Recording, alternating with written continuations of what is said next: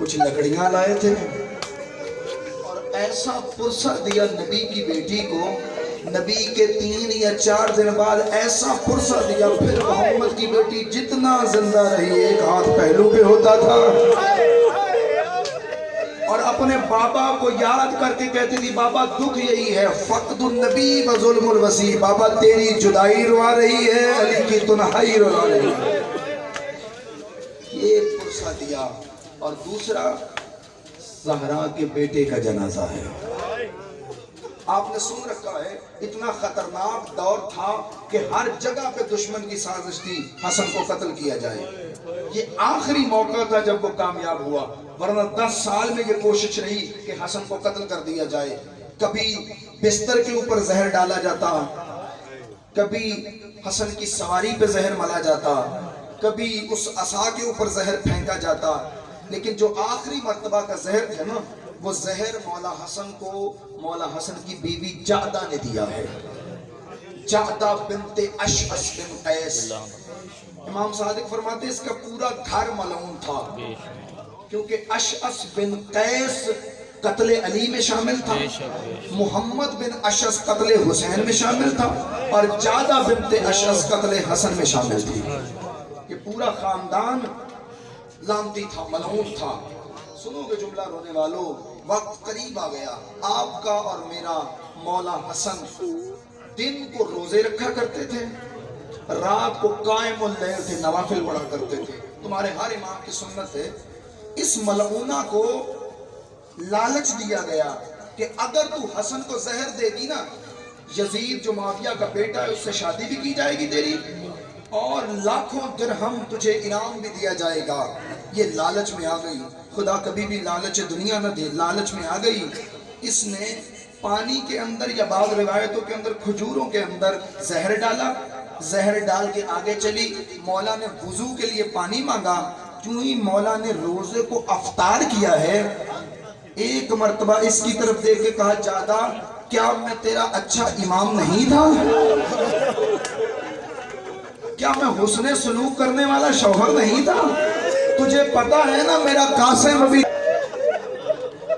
جب اس کو خبر ہو گئی کہ مولا کو پتا ہے میں نے زہر ملایا ہے، سنو کہ جملہ کتنا سخت تھا یہ زہر، یوں جعدہ نے غصے کے ساتھ برتن زمین پہ پھینکا ہے، جیسے ہی زمین پہ زہر آیا زمین پھٹنا شروع ہوئی، ادھر زمین پھٹی، ادھر مولا حسن کے لبھائے مبارک سے خون آنا شروع ہوا، جگر کے ٹکڑے کٹنے شروع ہوئے، ادھر سے بھائی جمع ہوئے، فوراً مولا کو اٹھایا، اٹھا کے بستر پہ لے گئے، چاروں طرف بھائی ہیں، بہنیں ہیں، بین کر کے رو رہی ہیں، مولا حسن کے پاس ہیں، مولا حسن کو پانی دینے کی کوشش کی جا رہی ہے۔ ایک مرتبہ حسین کو دیکھ کے کہا بھیا حسین مت رو، بھیا کیوں نہ رو، تجھے زہر مل گیا ہے، کہا یہ تکلیف چھوٹی ہے، کربلا کی مصیبت بڑی ہے، بھیا حسین مجھے زہر ملا ہے، میری بہنیں سامنے ہیں، میرے بھائی سامنے ہیں، عباس کھڑا ہے، حنفیہ کھڑا ہے، محمد کھڑا ہے، لیکن جب تو زین سے زمین پہ آئے گا زینب کو قریب کوئی نہیں آنے دے گا۔ عباس بازو کٹا چکا ہوگا، ایک مرتبہ بلایا قریب، رونے والوں چند جملے مجھ سے سن لو اور مجھے اجازت دے دو، میں بہت پڑھ گیا۔ ایک مرتبہ بھائیوں کو قریب بلا کے وصیتیں کرنا شروع کی، اپنی دستار امامت مولا حسین کے حوالے کی، تبرکات امامت سونپے، اور اس کے بعد فرمایا حسین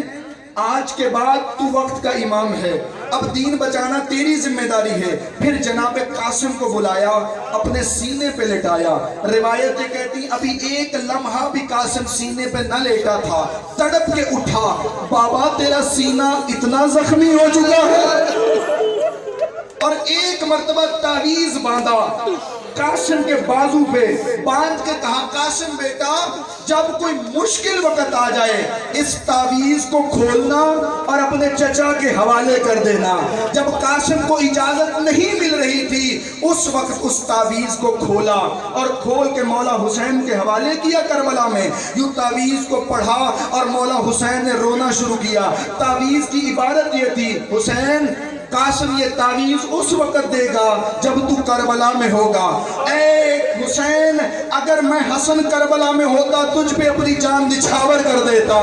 میری طرف سے قاسم کی قربانی قبول کر لے۔ بس میں کہتا ہوں جگر کے ٹکڑے کٹ رہے تھے، سامنے بہنیں دیکھ رہی تھی، ایک تشت میں ٹکڑے پڑے ہوئے تھے، میں رو کے کہوں گا ہے بی بی زینب تجھے پرسہ دیتے ہیں، تیرا اپنا مقدر، تیرا اپنا نصیب، تیرے دو کائنات سے قیمتی بھائی تھے، ایک کے ٹکڑے تو نے تشت میں دیکھے، ایک کا کٹا سر تو نے تشت میں۔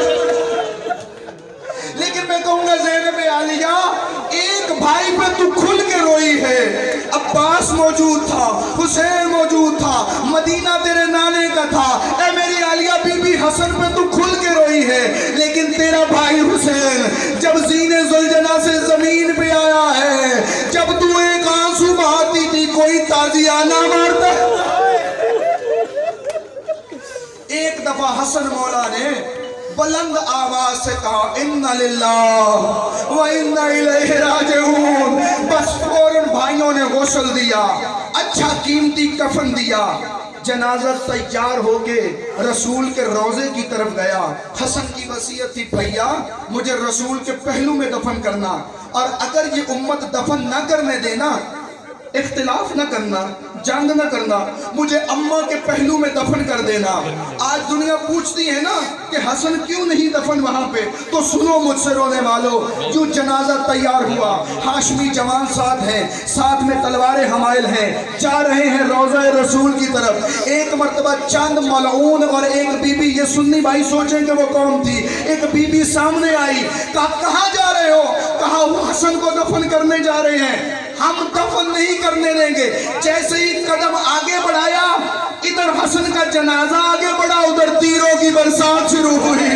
اتنے جنازے پہ تیر لگے کہ جنازہ چھلنی ہو گیا۔ تم نے کبھی نہیں سنا ہوگا کہ جنازہ جب یہ تابوت آیا حسن کا واپس، اللہ جانے کس حوصلے سے بہنوں نے تیروں کو کھینچا۔ بس ایک جملہ کہوں گا، حسن اور حسین تمہارے مقدر، حسن کے جنازے پہ تیر تھے، حسین کے جنازے تیر۔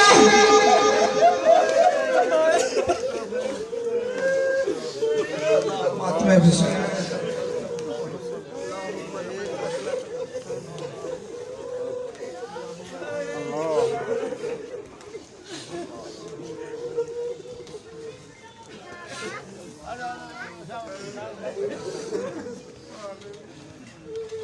یا حسین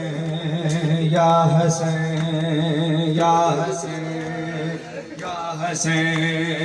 یا حسین یا حسین یا حسین